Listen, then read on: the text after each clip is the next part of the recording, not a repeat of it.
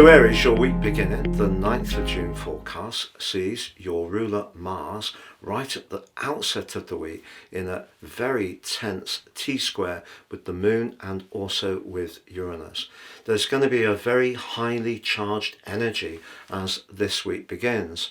And yet, with Venus having made her way into your second house, you can expect some uptick in your financial situation over the next couple of weeks, but it's going to be important that you don't go against your values. If there's something you feel really strongly about, stick to it. Don't take shortcuts.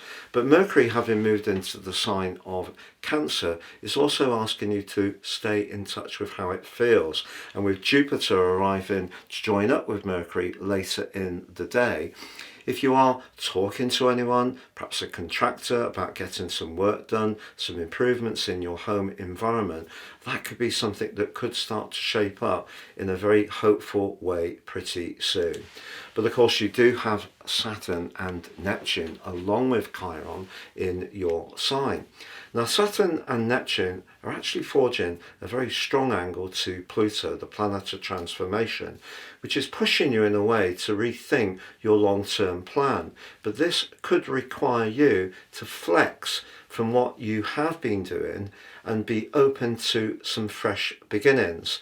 But those fresh beginnings could in some ways see you or push you outside of your emotional comfort zone.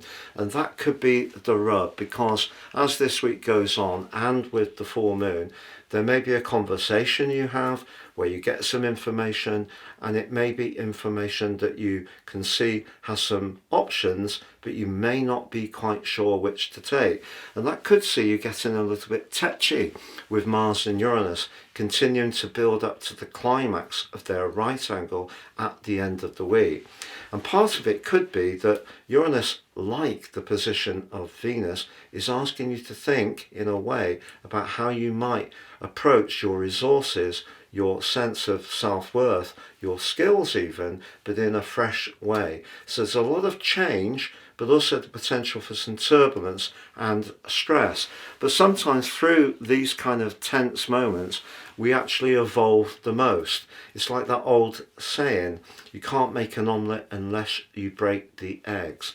And by the end of this week, as Jupiter and Saturn do come into that exact square, I think it's important to be conscious of your vulnerabilities. If you can own them and not feel that you want to be disconnected from them, actually there's huge growth to have over the next 12 months.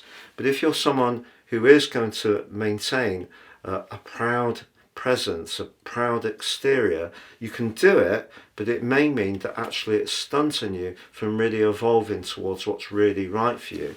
So if we really shake it all up, which is what Mars and Uranus can do, and with Saturn and Jupiter also in a square as well, I actually think it's Pluto's sextile to Saturn that's really, really powerful in your situation, because it's saying something is shifting in a big way. You can't resist the process. So perhaps the best thing to do is to believe and trust in the process, relax, and just see where it takes you.